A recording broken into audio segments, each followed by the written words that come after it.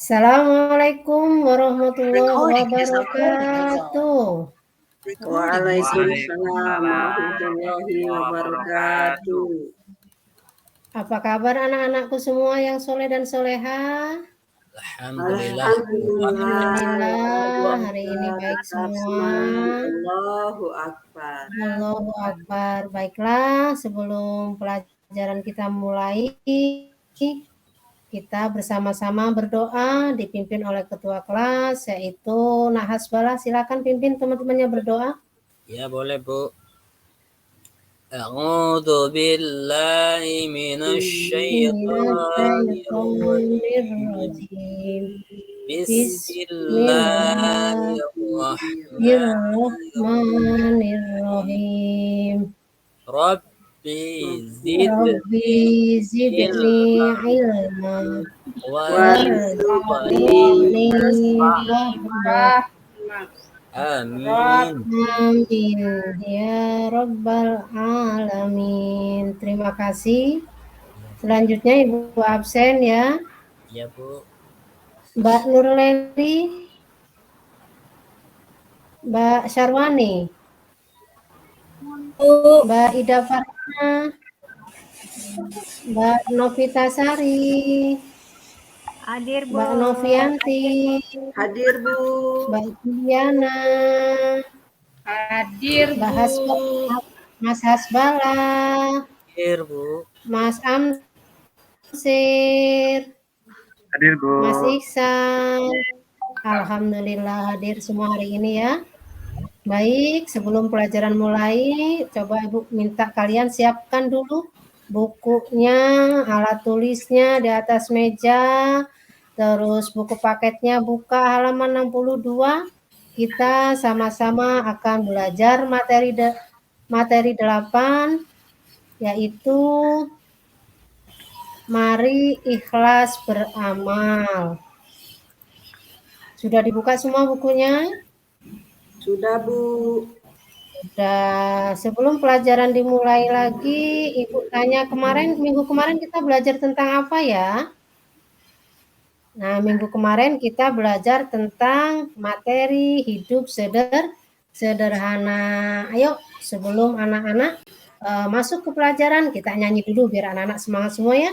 Masih ingat nadanya kemarin? Ini adalah lagu yang dengan nada dua mata saya, tapi Ibu ganti syairnya, yaitu ayo bersama-sama. Hidup sederhana, banyak teman-teman, yakin dalam hati, teguh pendirian. Hidup sederhana, banyak manfaatnya, membentuk pribadi, kuat jiwa raganya. Nah, itu Ibu mengingatkan tentang materi kita minggu kemarin. Sekarang kita masuk ke materi 8, mari ikhlas beramal. Apa yang akan kita pelajari pada hari ini? Yaitu 1, arti ikhlas beramal. 2, manfaat dari ikhlas beramal. Yang ketiga, Ibu harapkan kita bisa membiasakan sikap dalam ikhlas beramal. Tujuan dari pembelajaran hari ini yaitu 1, mempercayai bahwa sikap ikhlas beramal adalah sebagai cerminan dari iman. 2, memiliki sikap ikhlas beramal dalam kehidupan sehari-hari. 3, mengetahui makna ikhlas beramal dalam kehidupan sehari-hari. Yang keempat, mempraktekkan sikap ikhlas beramal dalam kehidupan sehari-hari. Nah, Ibu minta kalian nanti dibagi 2 kelompok. Kelompok yang pertama terdiri dari Mbak Nurleli, Bu Sarwani, Mbak Ida Parlena, Mbak Navitasari, dan Mbak Novianti. Sisanya masuk kelompok 2. Ibu minta kalian nanti coba menganalisis video yang Ibu tayangkan. Kalian boleh membuat sebanyak-banyaknya analisis dari video yang kalian lihat ya anak-anak ya. Nah, sekarang Ibu tayangkan videonya. Kalian perhatikan per kelompok, nanti dianalisis videonya, nanti maju ke depan untuk presentasi.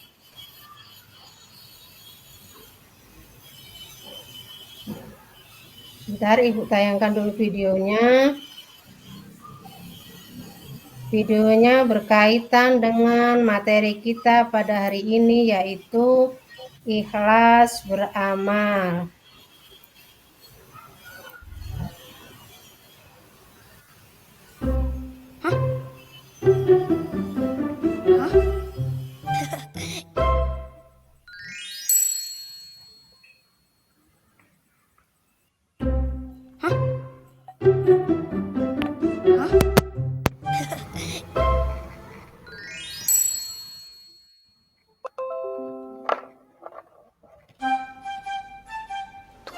Tujuh kali 3 tambah 9.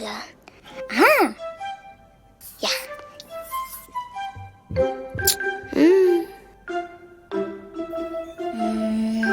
3 tambah 7 kurang 9.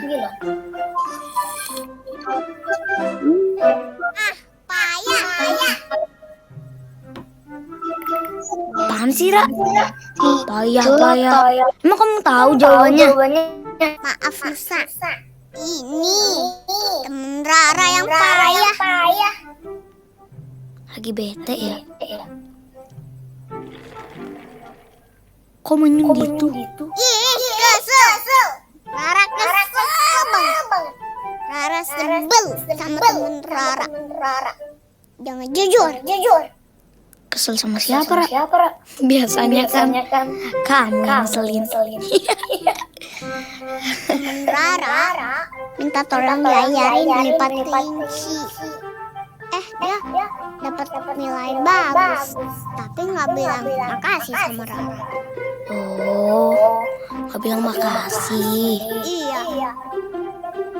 Dia malah bilang kelinci kamu jelek, Ra. Padahal punya dia kan Rara yang bikin. Udah, ikhlasin aja, Ra. Ikhlasin. Gimana caranya belajar ikhlas? Jadi, kalau Rara sudah berbuat baik sama orang, dan orang itu gak baik sama Rara, jangan kesel. Udah, ikhlasin aja. Berarti kalau nungguin makasih artinya nolongin gak ikhlas ya? Nusa, belajar bisa ikhlas dari mana? Belajar dari Uma. Apaan belajarnya? Pas Nusa nangis dan kecewa. Kalau Nusa harus pakai ini. Terus sekarang udah ikhlas. Kok bisa? Iya dong. Soalnya Uma aja gak pernah protes sama Allah. Uma aja bisa terima kalau kaki Nusa harus kayak gini. Oh, Makanya kalau Uma aja bisa nerima Nusa dengan ikhlas, berarti Nusa juga harus ikhlas menerima takdir Allah. wah hebat Nusa. Harusnya Rara lebih bersyukur ya. Makasih ya Nusa, udah ngajarin Rara belajar ikhlas. Nah, gitu dong. Udah gak kesel lagi kan? Kalau gitu, sekarang tolong ngambilin Nusa minum dong. Haus. Kok nyuruh-nyuruh sih? Lah kan tadi Nusa udah ajarin Rara. Idih, kalau gitu ngajarinya nggak ikhlas dong. Oh, iya ya.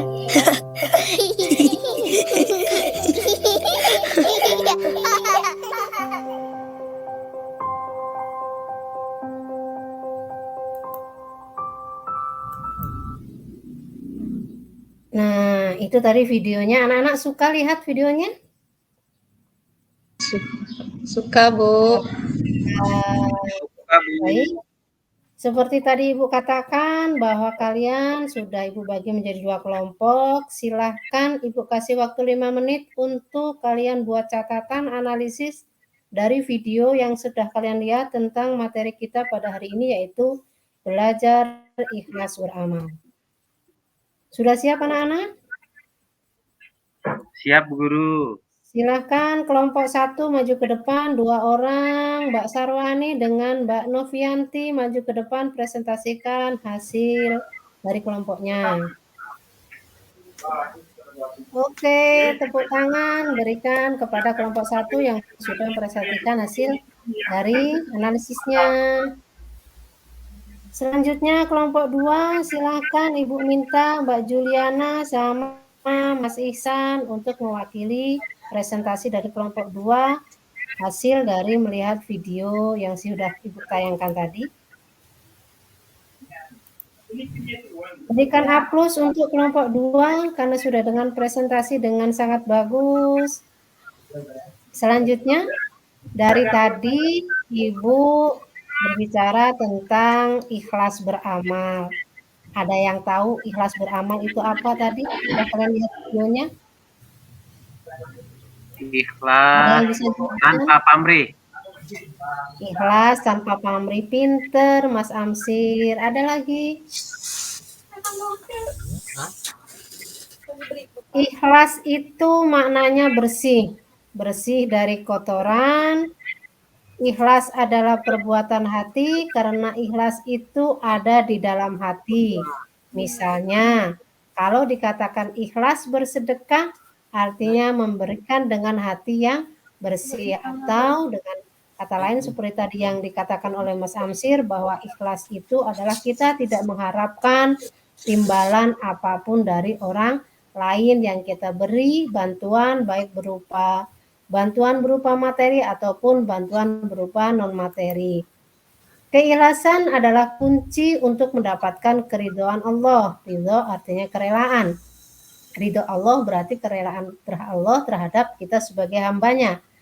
Apa sih keuntungan kalau orang itu mendapatkan ridho dari Allah? Keuntungannya adalah 1, segala kebutuhannya dicukupi oleh Allah. Kalau Allah sudah ridho sama kita anak-anak, apapun yang kita minta insya Allah diijabah, dikabulkan oleh Allah. Yang kedua, Allah melindungi kita dari segala musibah. Yang ketiga, Allah selalu mengabulkan doanya, yaitu doa yang orang diridhoi oleh Allah. Yang keempat, Allah menunjukkan hamba tersebut ke jalan yang benar. Dan yang kelima, Allah memudahkan segala urusan hambanya yang diridhoi oleh Allah. Dalam hadis yang diriwayatkan oleh Imam Muslim yang berbunyi, innallaha la yanzuru ila ajsamikum wala ila suwarikum walaki yanzuru ila qulubikum. Yang artinya, sesungguhnya Allah Subhanahu wa taala tidak melihat menilai bentuk tubuhmu dan tidak pula menilai kebagusan wajahmu, tetapi Allah melihat keikhlasan hatimu. Jadi Allah kita jangan minder dengan kondisi kita saat ini, baik dari segi mungkin anak-anak ada yang terlahir dari keluarga tidak mampu, atau anak-anak ada yang terlahir dengan fisik yang tidak sempurna. Itu jangan minder ya anak-anak ya, karena Allah itu tidak melihat fisik kita, tidak melihat jasad kita, tapi Allah melihat amal baik kita dan juga keikhlasan yang ada di dalam diri kita. Terus Ibu sebutkan ciri-ciri yang orang yang ikhlas beramal seperti apa sih?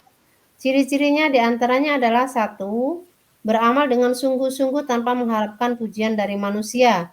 Karena pujian bukan harapan yang kita minta meskipun ada orang yang memuji kita.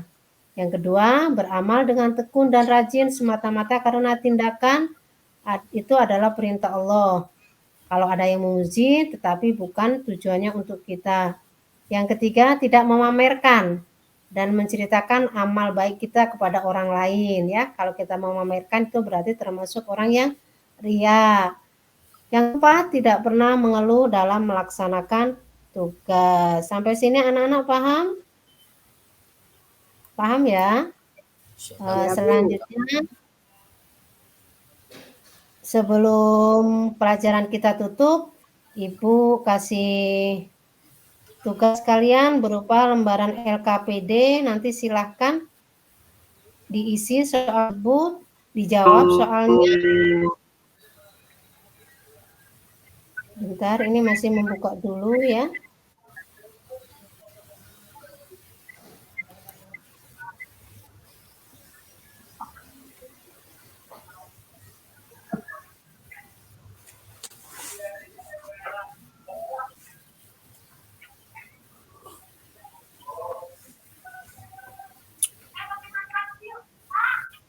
Sampai sini anak-anak ada yang mau bertanya? Ada yang mau menyampaikan pendapat tentang materi kita hari ini, yaitu tentang ikhlas beramal, atau mungkin juga ada yang cerita, contoh kehidupan kalian, pengalaman kalian di rumah atau di sekolah, kaitannya dengan ikhlas dalam beramal. Contohnya Bu, begini, boleh. Bu, Boleh bertanya, kalau Bu? umpamanya, oh boleh, Nak Hasbala boleh, gimana? Bu, Ya, sebutkan satu Nak? contoh ikhlas beramal, Bu. Ya. Gimana, Nak? Ulangi, Ibu tadi nggak itu? Bagaimana contoh ikhlas beramal, Bu? Contoh ikhlas beramal seperti tadi dicontohkan oleh Nusa dan Rara. Jadi kalau kita menolong seseorang, itu jangan berharap terima kasih, jangan berharap pujian, jangan berharap imbalan. Contoh nyatanya begini, anakku, kalau umpamanya kita mau membantu teman dalam pelajaran, umpamanya pelajaran matematika kan sulit tuh rumusnya, ada yang paham cepet, ada yang nggak paham. Nah, kalau ada teman kita minta tolong diajarin, ajarin ya nak, jangan lantas pakai imbalan. Contohnya begini, mau saya ajarin ya, tapi syaratnya kamu nanti belikan saya es 1 bungkus. Nah, itu nggak ikhlas namanya. Tapi beda kalau umpamanya ketika tes ada teman kamu nggak bisa, terus kamu bantuin, ya, jangan, itu bukan ikhlas beramal ya, itu tahu ngasih contekan. Jadi ada tempatnya ketika kita ikhlas beramal, itu ketika ujian kita nggak bantu teman, itu karena memang sebuah tanggung jawab terhadap teman-teman kita, terhadap diri kita sendiri. Tapi kalau umpamanya bukan saat ujian, kita bantu teman boleh dan itu dianjurkan. Tapi syaratnya kita nggak boleh minta imbalan, minta jajan, minta traktir. Nah itu nggak boleh ya, Nak ya. Karena Ya, itu Bu. termasuk bukan ikhlas beramal. Nah ini anak-anak Ibu bagikan lembar LKPD, nanti diisi ada 5 soal ya. Dan ini misinya jangan kerjasama ya Nak ya. Walaupun kalian tahu jawabannya, jangan lantas kalian ikhlas beramal itu dengan ngasih jawabannya anak-anak ya. Ya, ketua kelas silakan Asbala bagikan LKPD-nya sama teman-teman ya. Iya. Udah, Bu. Udah, terima kasih. Ibu kasih waktu 5 menit untuk ngisi ini ya, berarti 1 soal 1 menit. Ibu yakin anak yang soleh dan soleha pasti bisa. Sudah selesai semua? Sudah, Bu. Udah. Nah, untuk PR kalian di rumah, buku yang ada di pelajaran, yang pelajaran paket itu di halaman 68 tertulis hadis yang diriwayatkan oleh Imam Muslim. Ibu minta tolong itu nanti dihafalkan di rumah ya. Minggu depan kita Ibu ingin lihat hafalan kalian tentang hadis ini. Kalian hafalkan secara benar dan lancar beserta artinya. Sampai sini Ibu akhiri, tapi sebelumnya Ibu ingatkan untuk minggu depan kita masuk ke materi 9 yaitu dengan bahasan sholat taraweh. Jadi Ibu minta di rumah kalian baca, ada 2 tugas yang harus kalian kerjakan. Yang pertama menghafal surat, yang menghafalkan hadis yang diriwayatkan oleh Imam Muslim yang terdapat di halaman 68. Selanjutnya nanti juga Ibu minta kalian baca bab 9 yaitu materi sholat taraweh.